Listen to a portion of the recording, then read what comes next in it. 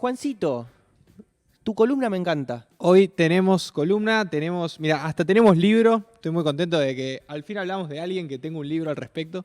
Arre que yo elijo el tema, así que... Sí, está perfecto. Pero bueno, hoy vamos a hablar de Fernando de Magallanes, un ¿Lo tenemos en explorador. Zoom?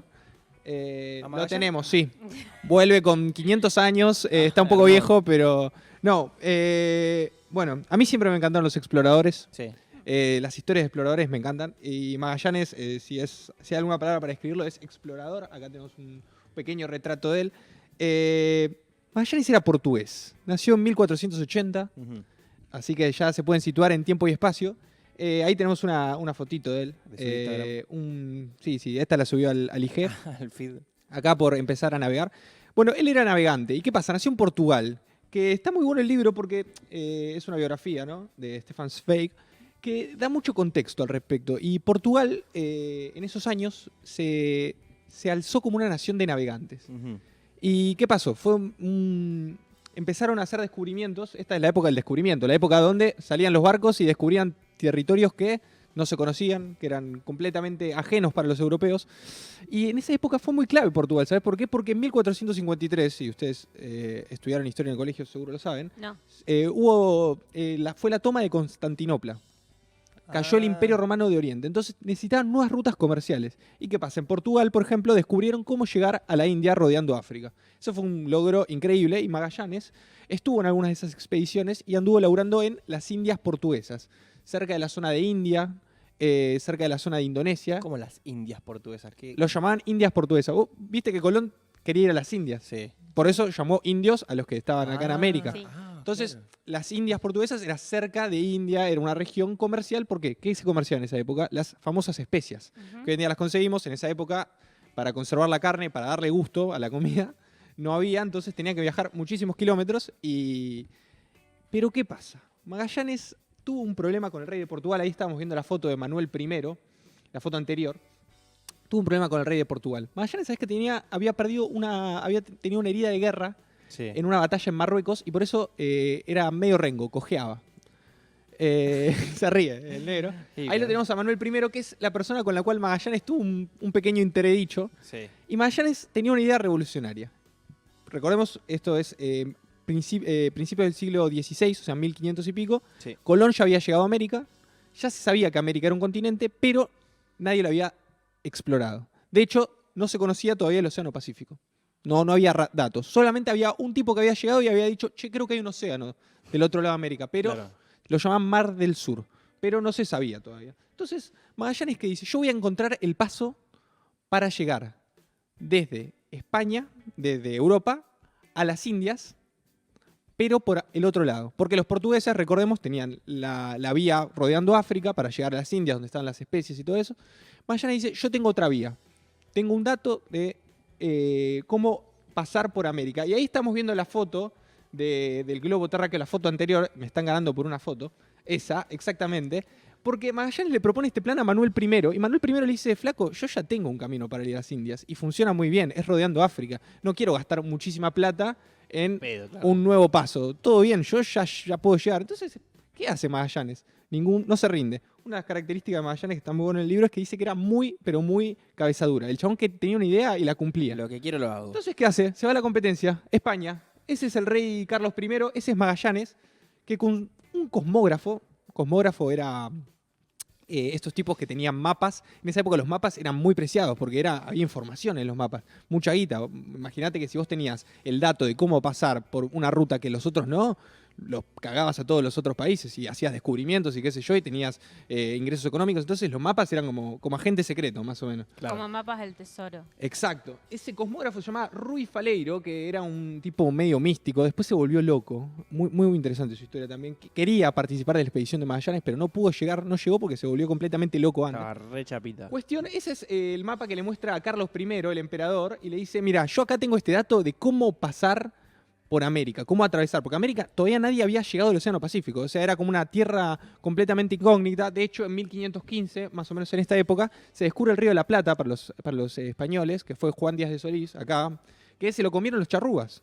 El tipo bajó a Uruguay, a una costa, y vinieron los indios, pum, lo mataron y se lo comieron. Así que imagínense el nivel de esa gente, lo que ponía en juego cada vez que Claro, salía sí. a navegar. Entonces Magallanes dice, yo con Rui Faleiro, que era el compañero el cosmógrafo, el medio místico, dice, yo tengo el dato de un pasaje, pero no te lo puedo decir, es este mapa, qué sé yo.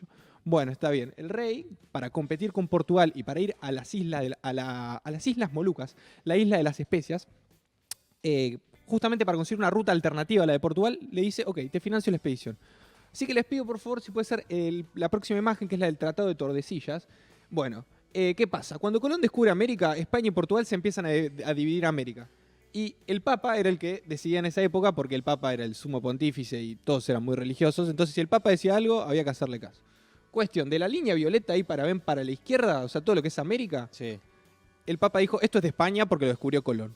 De la línea acá de verde, violeta para la derecha es de Portugal porque está más cerca de Portugal que España. Y bueno, justamente por esa división hoy existe Brasil más o menos. O sea, se dan una idea de lo importante que fue este mapa. Pero ¿qué pasa? La línea verde, que es allá, la que está del otro lado, era la que decía dónde está la isla de las especias. Entonces, los españoles querían decir, no, está más cerca de lo que creemos. O sea, todavía no se sabía que existía el Océano Pacífico, entonces creían que estaba muy cerca del continente americano. Cuestión, con toda esta información, Magallanes se prepara su expedición, 5 naves, pero ¿qué pasa? Él era portugués, y en España y Portugal eran enemigos acérrimos. Entonces, el rey de España, ni lento ni perezoso, le dijo, está bien, vos vas a ir comandando la expedición, pero con todos españoles. O sea, te tienen cortito. Rui Faleiro se volvió loco, no pudo ir a la expedición. El segundo de la expedición era un muchacho que se llamaba Cartagena, Juan de Cartagena. Cuestión, Magallanes se lanza a la mar con 5 naves en septiembre de 1519. El objetivo, ya sabemos, encontrar el paso para llegar a las Islas de las Especias por otro camino. Pero ¿qué pasa? Magallanes no le dice a nadie bien cuál era su plan. O sea, no quiere ventilar, porque él tiene miedo también. Claro, él tiene obvio, miedo que lo faenen en el medio del agua y chao, se van los españoles y todo para España y él no queda sin ningún mérito. Cuestión, Juan de Cartagena, que era su segundo al mando, empieza a sospechar. ¿Por qué no nos quiere decir bien por dónde vamos, etcétera? Magallanes se queda dando vueltas un poco, no va directo a América, da unas vueltas por África, cerca de las Islas Azores, y en una de estas disputas que tiene con Juan de Cartagena, dice, yo soy el que manda y te mando al cepo. El cepo no es el dólar, sino que es el método de tortura que tenían en unas épocas. Es la imagen anterior a esta. Esta imagen igual es la de los fuegos de San Telmo, que es un fenómeno que veían los navegantes, que es una especie de rayos que salen de... O sea, imagínense ustedes estar en 1500 en el medio del mar y ver me esto. muero. O sea... ¿Eso es un barco? Eso es un avión. Ah. San Telmo es saben que es el patrono de los navegantes, por eso el barrio acá se llama San Telmo. Mira. Sí. No tenía idea. Esos son los fuegos de San Telmo que los tipos dijeron, veo estos fuegos, debe ser que estamos por buen camino. Cuestión, Magallanes lo puso en el cepo a Cartagena, les pido la foto, no sé si la tienen por ahí. Es una ilustración, obviamente. Ahí lo ven a Cartagena. ¿Vieron la típica, la típica que te claro. agarran así o te agarran así? Bueno, lo puso en penitencia. Cuestión, los muchachos, las 5 naves, llegan a América. 239 navegantes iban. ¿Saben cuántas mujeres? Según ninguna. Ninguna, porque loco, hay que laburar, no nos podemos distraer con ninguna cosa, así que imagínense lo que ha sido ese viaje, seguro hubo mucha diversión, pero no había tanto tiempo para diversión porque llegan a Brasil y Magallanes empieza a bordear la costa y dice, por acá tiene que estar el paso. Se mete por el Río de la Plata, así que anduvo dando vueltas por acá, pero ¿qué pasa? Se empiezan a adentrar por el Río de la Plata y dicen, no, che, por acá no, esto es agua dulce. Tocan el agua y no es por acá. Y siguen bajando, más al sur y el run, los rumores de que este tipo está loco, este tipo nos está llevando a la muerte, es portugués aparte, ¿por qué creerle? Pero bueno, en todo este viaje los expedicionarios empiezan a ver cosas que ningún europeo había visto antes. Por ejemplo, les voy a hacer una pequeña descripción de Pigafetta. Pigafetta fue el que hizo todo el tiempo una crónica de viaje, una bitácora. Sí. Un italiano que era muy amigo de Magallanes. De hecho, él después publica su libro de los viajes y es como lo ama Magallanes. Es el mejor amigo. Y mira, por ejemplo, describe esto. Dice una cosa que ven en el viaje. Dice, estos pájaros bobos son negros y parece que tienen todo el cuerpo cubierto de plumas pequeñas y las alas desprovistas de las necesidades para volar, porque en efecto no vuelan. Existen en tal abundancia y son tan mansos que en la hora cogimos provisión abundante para las tripulaciones de las 5 naves. O sea, pingüinos. Descubrieron pingüinos por primera vez, se los manducaron a todos, ahí tenemos una foto del pingüino de Magallanes. Cuestión, quiero que pasemos a la foto de el puerto de San Julián, que es donde Magallanes dice, bueno, vamos a frenarnos, a detenernos. Vamos a hacer una invernada. Una invernada es pasar el invierno. Pero ¿qué pasa? Los muchachos no estaban muy contentos. Ahí está la cruz. Esa cruz es una que erigió Magallanes en Santa Cruz, por eso se llama Santa Cruz la provincia. ¿Estás? No, el río Santa Cruz, Magallanes lo bautizó Santa Cruz. Viste, ellos llegaban a un lugar, por ejemplo, llegaron al puerto de San Julián. El día de San Julián le ponían San Julián. La localidad de Puerto de San Julián sigue existiendo. El día de hoy. ¿Esa cruz es la misma que...? No, es otra. Pero bueno, es el lugar, digamos. Cuestión, ahí Magallanes tuvo que afrontar una de las dificultades más complicadas del viaje, que fue... Se quedó sin wifi. Se quedó sin wifi, no. Tenían que racionar la comida, tenían poca comida, hacía un frío de cagarse. Estaban en la Patagonia, ¿saben por qué le pusieron Patagonia? ¿Por qué? Porque vieron los indios tehuelches y dijeron, estos son unos patagones, tienen unas patas enormes y le ponemos Patagonia. Me encanta. Sí, de hecho agarraron a un indio tehuelche y se lo llevaron en el barco para mostrárselo al rey. Esa era una práctica muy habitual. Murió. Divinos, Y bueno, el rey le decía, mira, si querés volver y que te pague la expedición, me tenés que traer un indio, Sí, pero está 5... Cuestión, ahí tenemos una foto de los tehuelches, de los patagones, los originals. Cuestión, hubo un motín. ¿Qué pasa? Eran 5 naves, 3 de las naves con comandantes españoles se le pusieron en contra a Magallanes. Magallanes tenía solo 2 naves. ¿Qué querían los muchachos? Volver a España. Ya está. Magallanes, ya vinimos hasta acá, estamos hace un año navegando. Sí. Loco, me estoy cagando de frío, no hay comida. Estamos comiendo pingüinos, o sea, ese es el nivel. Y Magallanes no se rinde y hace toda una estrategia que, bueno, el libro está muy bien contada. Acá Vanina me está apurando mucho con el tiempo, así que tengo que contar todo muy rápido. Pero cuestión que Magallanes, en el medio de la noche, manda un barco, consigue matar a uno de los cabecillas y hace que ese barco, que estaba comandado por ese español, se le ponga a favor. Entonces eran 3 contra 2. Cuestión, tiene que castigar a los sublevados, porque acá decir quién tenía la razón, quién era el que mandaba, era muy importante. Sí. ¿Sabes cómo lo castiga? A uno le dice, bueno, te vamos a cortar la cabeza, pero como nadie quería ser el verdugo, le dice al secretario, que había sido al secretario de este cabecilla, le dice, mirá, vos fuiste muy importante para esta rebelión. Si no querés que te mate, lo tenés que matar vos. Así que hace que el propio secretario le corte la cabeza a su amigo, increíble. Y al otro, a Cartagena, que era el que había puesto en el cepo, que era el que se hacía el segundo al mando. Sí. ¿Sí? Bueno, vamos a hacer un... Van en cuento esto. Bueno, al segundo al mando, ¿saben qué hace? Lo dejó solo en el puerto de San Julián a la buena de Dios. Listo, y se fue. Listo, y se fue. Es lo mismo que matarlo. Sí, o peor, porque es más lento. Bueno, cuestión, vamos a seguir con esta columna del final de Magallanes, pero me dicen que tenemos que ir con nuestro entrevistado, que es también un navegante, que estoy muy contento con esta entrevista porque es un navegante del siglo XXI, pero muy valiente. Lo tenemos a Juan Manuel Ballestero, argentino de 50 años, puede ser. No tengo bien tu edad, pero que cruzó el Océano Atlántico como Magallanes, pero Está ahí ahora. en plena pandemia y en un contexto muy particular. Juan, ¿estás ahí?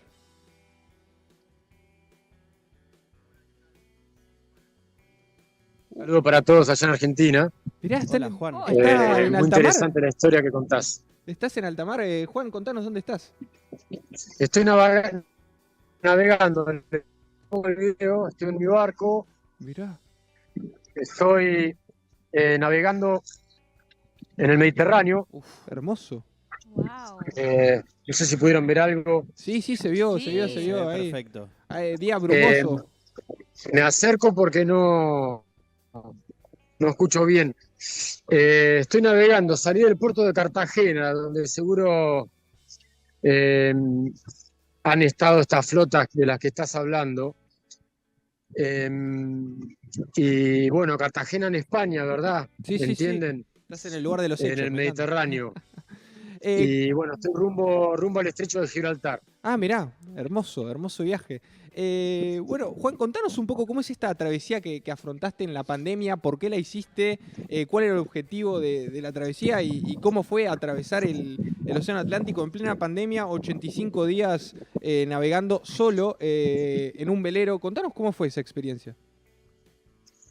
Dale. A ver, para que tengo algo en pro acá, creo que es ahí. Nada, es una boya. Bueno, la historia mía es muy pequeña, ¿no? Comparada con la que estabas hablando de Magallanes. y la aventura de dar la vuelta al mundo que terminó Sebastián Elcano. Que fue todo por casualidad, ¿verdad? Sí, Ellos no sabían lo que estaban haciendo. tal cual. Nada, mi experiencia es mínima comparada con la experiencia de estos navegantes, primeros navegantes. Imagínense que la tripulación creía que la Tierra era cuadrada. Digamos, nadie le creía a nadie. Eso fue de casualidad encontrar el estrecho Magallanes. Arriesgaban la vida todos los días. Los barcos literalmente se iban pudriendo a medida que iban avanzando, no había pinturas. Estaban tratados con alquitrán y cosas muy básicas. Claro. Iban recociendo las velas y haciendo la carpintería, ¿no? Unas aventuras que hoy en día no se volverán a repetir. Lo que hicieron esos navegantes fue totalmente increíble. Y que este viaje que vos contás terminó en la primer circunnavegación del planeta por la humanidad, ¿verdad? Claro, claro. Yo estuve en el Museo Naval acá de Cartagena, en España, aquí sobre el Mediterráneo. La verdad que es increíble y fascinante la historia náutica que tiene España, porque no nos olvidemos que España fue un imperio, y como imperio y puso mucho dinero en la tecnología de la navegación y del estudio de los astros y del planeta y de poder movernos por el mar, que fue lo que nos dio una cierta evolución. La evolución nuestra fue salir de Europa. Entonces, nada, es una aventura increíble. Mi aventura en particular, hoy en día, con los métodos modernos, es más simple, digamos, pero bueno, no deja de ser cruzar un océano en solitario. Es increíble. Hay Juan, muchos factores que pueden salir mal.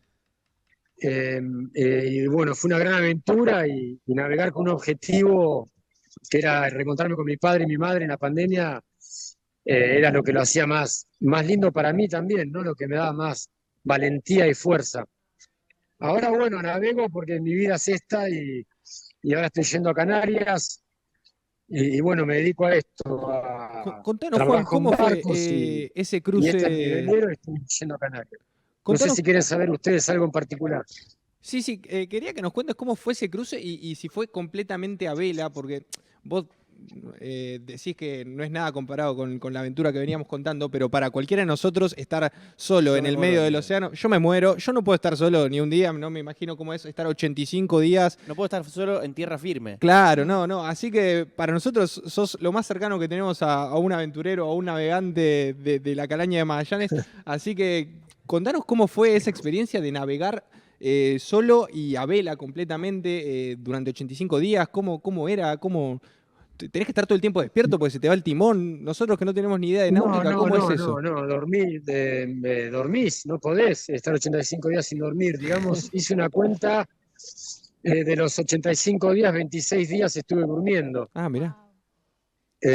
O sea que háganse la idea de un velero navegando a toda vela en la oscuridad y un tipo durmiendo adentro. Bueno, increíble. Sí, es así. Obviamente a mí la soledad ya no me afecta. Digamos, creo que si no puedes estar con vos, no puedes estar con nadie. Entonces, nada, es la verdad que me hizo más fuerte.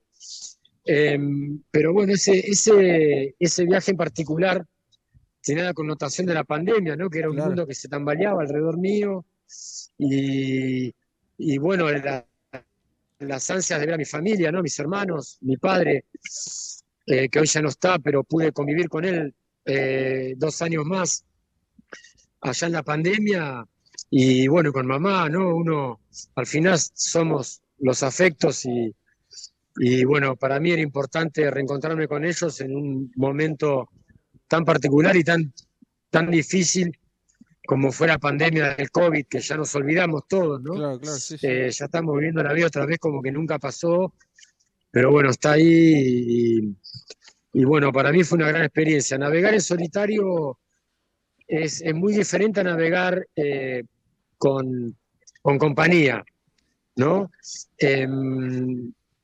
Como yo ya sé lo que tengo que hacer, navegar solo me va bien. Claro. Navegar en compañía es diferente. A veces es mejor, si vas con gente experimentada, pero navegar con, con novatos, digamos, es mucho más difícil porque los tenés que ir cuidando. Claro. Entonces, eh, no, fue un viaje fantástico para mí porque había mucha vida. No sé si esa que el tráfico de barcos había disminuido, entonces había ballenas, tortugas, delfines, Ah, o sea, viste como nunca mucha había fauna. visto. Qué lindo. Y bueno, llegar a Mar del Plata y ver Mar del Plata en la niebla, ese día que llegué, con todo lo que conllevó, porque ahí ya me había enterado que me estaban esperando, Ah, Argentina me estaba esperando, entonces bueno, para mí fue muy feliz, muy feliz y estar con mis padres y mi madre, haberlo logrado. qué lindo, qué lindo. Navegar en solitario tiene sus peligros, no vamos a decir que Contanos de no. eso, ¿qué peligros tuviste que afrontar? Bueno, los peligros son básicamente que estás en el medio de un océano inmenso, Sí, solo. las posibilidades de rescate son mínimas, eh, y bueno, es un tipo solo arriba de un barco, no te tenés que caer, Claro. Si no te te tenés que caes, enfermar, tenés. no te tiene que caer mal la comida, no te Claro. puedes intoxicar, un montón de cosas que bueno, se logran mucho también con la mente, porque no hay manera Y de seguir si. adelante, sino hay que tomar muchas decisiones, hay que hacer muchas maniobras, ¿no? El barco no navega Claro. solo, Y todo con y el bueno, viento, fue un digamos. O sea, viaje si no hay fantástico. viento, si el viento no te ayuda, digamos, sin viento no podés navegar. No, obvio, obvio, el barco ahora estoy navegando a motor, no hay una gota Ah, de ¿tenías viento. motor en el viaje?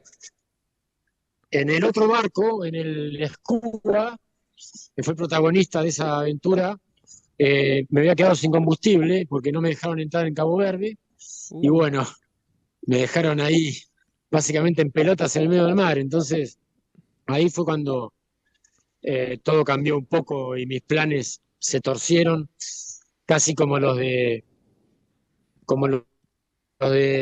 Magallanes, ¿no? Que bueno, a él lo asesinaron en sí, sí, Filipinas sí. y continuó el cano. Pero bueno, el mar tiene eso, puede cambiar, todo puede cambiar de un momento para otro. Y imagínense en esas épocas que no había ningún contacto con tierra de ninguna manera. Igual que me pasó a mí, si venía una tormenta, no tenía idea. Entonces hay que estar preparado, Todo pasé con varias carta tormentas, náutica, ¿no pasé tenías muchas GPS? calmas. GPS, o cómo Eh, hacías la, para la- ubicarte. la facilidad que yo tengo y que tenemos hoy en día es que Google Maps. tenemos el satélite y el GPS, Ah, ok, y ok. eso es tan importante que saber dónde estás. Aparte de los astros y los planetas y la experiencia de cada uno, bueno, es importante saber dónde estás. Así que con el GPS, obviamente, tenía la posición y bueno, mis rumbos y todas mis decisiones eran en base a llegar a Mar del Plata directo, Claro, un viaje de unas 6.000 millas, casi unos 12.000 un kilómetros. montón. ¿Tuviste miedo en algún momento, Juan? ¿Tuviste duda, miedo, alguna incertidumbre? ¿Cómo manejaste eso? No, la verdad que no tuve. Tengo más miedo cuando me llevan en un auto y no manejo yo a toda velocidad por la ciudad o cruzando un semáforo. Claro, Eso me da más miedo que cruzar un océano, te lo mirá. puedo asegurar. ¿Qué temperatura hace ahora? ¿Sabés de dónde estás? ¿Sabés qué temperatura hay, Juan? Acá estamos en 24 grados, 25. Ah, está Te lindo. veía más abrigado, digo, capaz que hace frío y... Hay un aire fresco, pero está por ahí entre los 20 y los 25. Ahora capaz bajó un poquito. Contaros, Juan, y más allá de esta experiencia que nos relatabas, que tuvo todas estas dificultades y que llevaste a término, ¿qué otras navegaciones o qué otros viajes has emprendido? Bueno, se me dio una pregunta para aclarar. En algún momento salió en las noticias que básicamente un mandado se subió a un barco, se fue a Argentina. Yo era el segundo cruce atlántico en solitario que Ah, hacía. ya tenías El experiencia. primero había sido en el 2010 con otro barco que tenía y también a Mar del Plata. Es un cruce totalmente diferente de ir al Caribe. Al Caribe llegó la balsa Atlantis. Claro. base Atlantis no hubiese llegado nunca a Mar del Plata. Entonces, eso es por el diseño de los veleros, ¿no? Que hoy en día, comparado con la base Atlantis, son Claro. para eso. Pero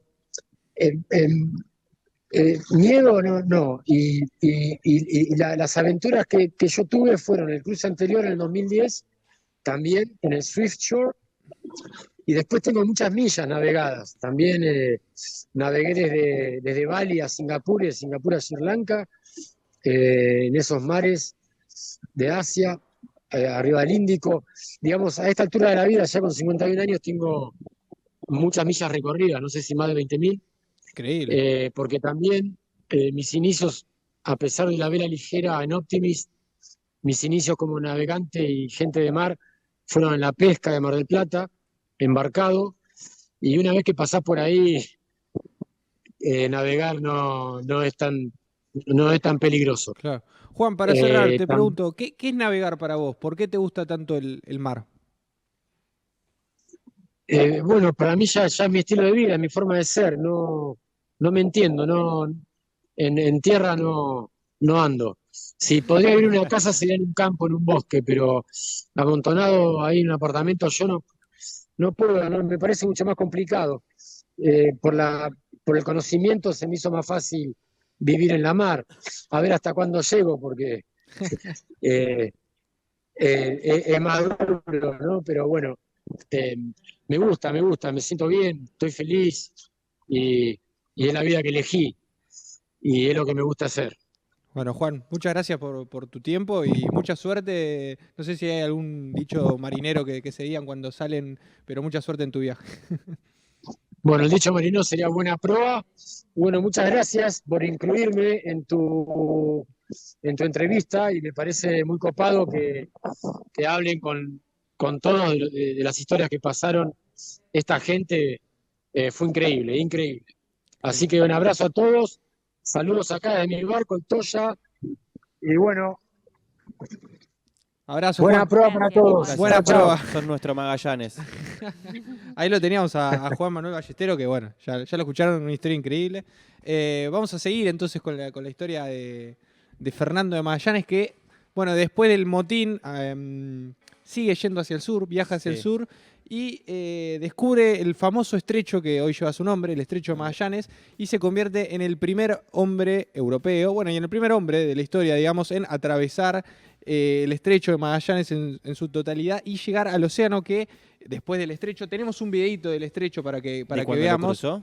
Un video, sí, con una calidad. No, mentira, este es un video actual, pero ¿saben por qué elegí este video? Para que vean lo complicado que es este estrecho, en el sentido de que es muy enrevesado y tiene muchos canales internos. Entonces, lo que iba haciendo Magallanes, a esa altura con 4 barcos, porque uno ya se había estrellado, era ir probando, ir mandando un barco adelante para que se fijara que efectivamente podía continuar por ahí y volvía. Y así estuvo como un mes entero en el estrecho, donde a los costados veía fuego. Entonces, él, ¿saben lo que dijo? Esta tierra es la Tierra del Fuego. Y por eso hoy Tierra del Fuego se llama Tierra del Fuego.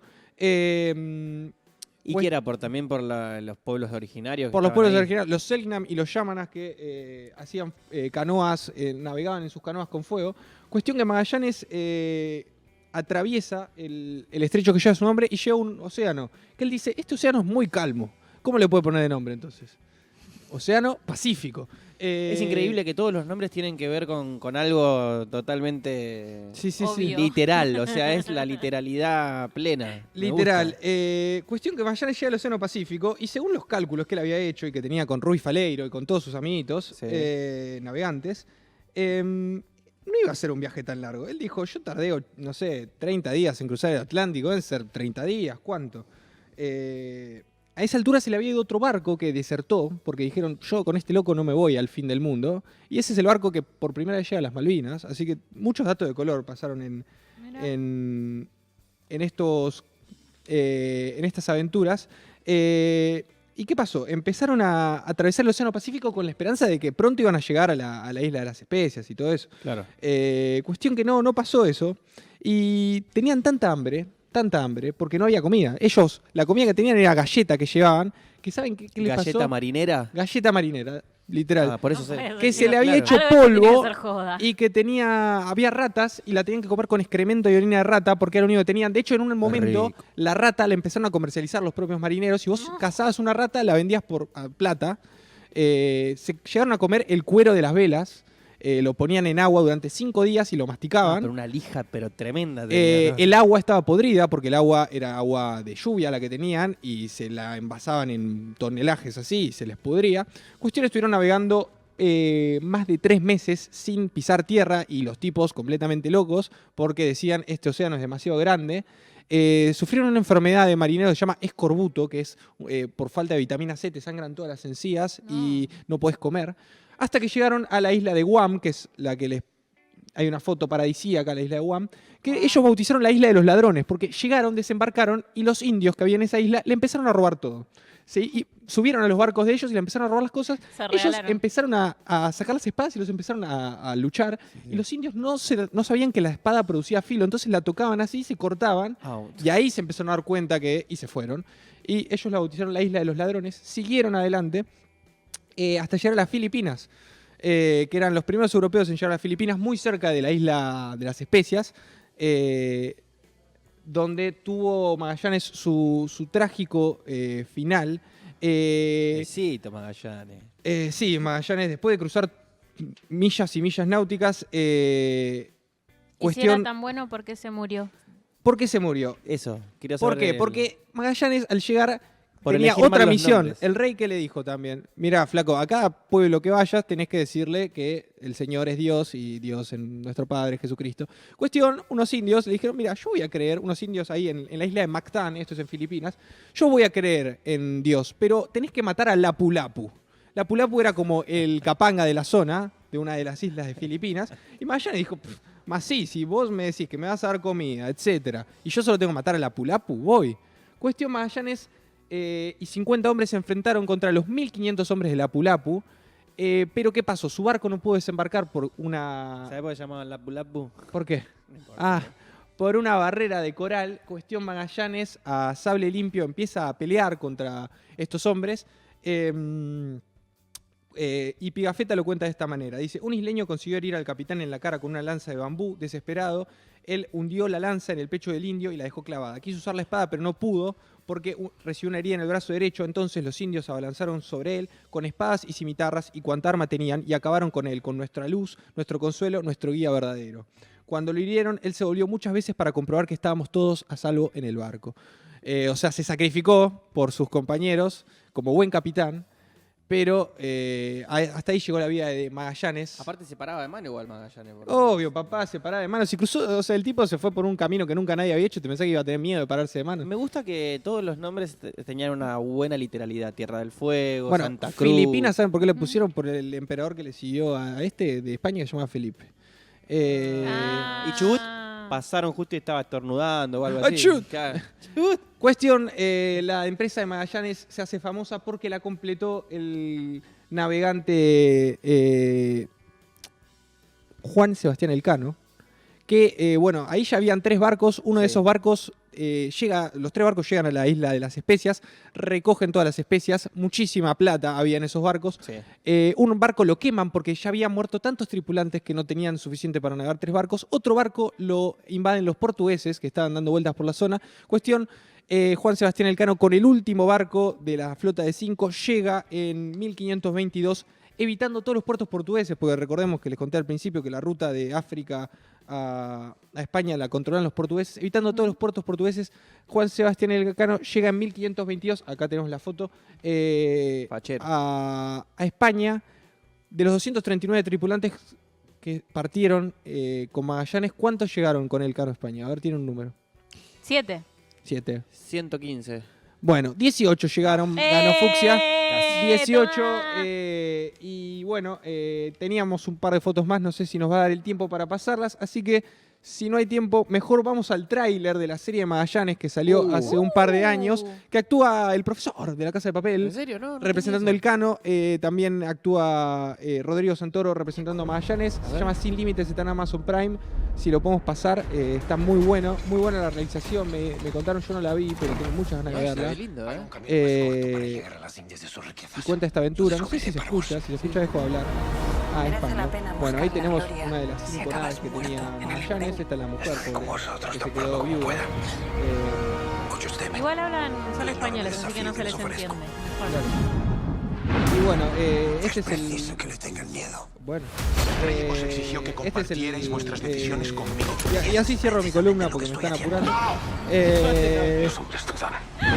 Nada, con estas imágenes maravillosas y los invito a verlas si les interesó la historia. Tiene un montón de cosas más para contar, pero no quiero sacarle tiempo a mi compañera Fucsia, que tiene una columna muy interesante, así que, por favor. Me encanta, me Bueno. encanta la columna de historia de Juan. Che, súmense al chat. Hay mucha gente en el chat